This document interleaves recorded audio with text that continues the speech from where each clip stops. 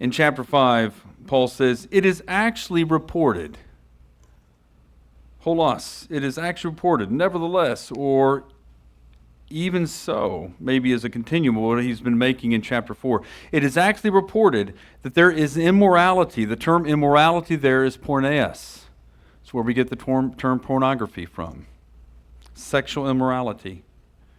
It is actually reported that there is sexual immorality among you, and sexual immorality of such a kind that does not even exist among the Gentiles. Now keep in mind, when Paul uses the term ethnasin, the term Gentiles, he's not assuming that all followers of Yeshua have taken Jewish status. Sometimes he uses this as in a very general sense, in a reference to those who have not come to faith, those that are still living outside of faith in Yeshua. Keep in mind the demarcation between Jew and Gentile, or, there's not a such thing as Christianity per se.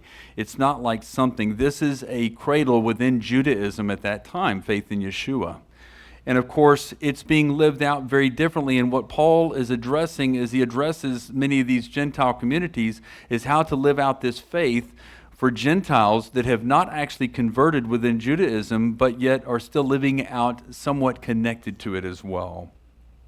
And he says this is not even named among the Gentiles. In other words, a really sinful thing. This is bad. Again, keep in mind, in Corinth, it's like the Vegas of the time. What goes on Corinth stays in Corinth, right? That someone has his father's wife. Now, this would be considered incest. Now, keep in mind, if you don't think that Rav Shaul saw the Torah as a predication, as a bedrock for an understanding of the Kehillah, the assembly, then you look at this text right here. He's appealing back to Leviticus chapter 18.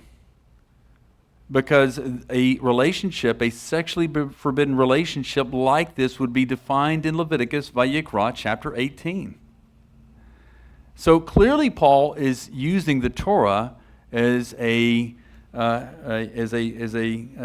directive for the early Kehillah, for the assembly. Now, we know that there are some commandments that have specifically to do with the nation of Israel, and there are some commandments that seem to have kind of a universal application. And that goes right back to Acts chapter 15, where the apostles talked about 4 particular rulings, right, which are a kind of a beginning point. Those are not the encompassing of discipleship to Yeshua.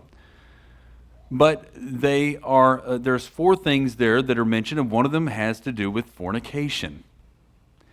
And you go back to Leviticus chapter 18, where it defines sexually forbidden relationships. And there's a whole host of them listed there. Homosexuality, bestiality, incest, all of these different things are mentioned there.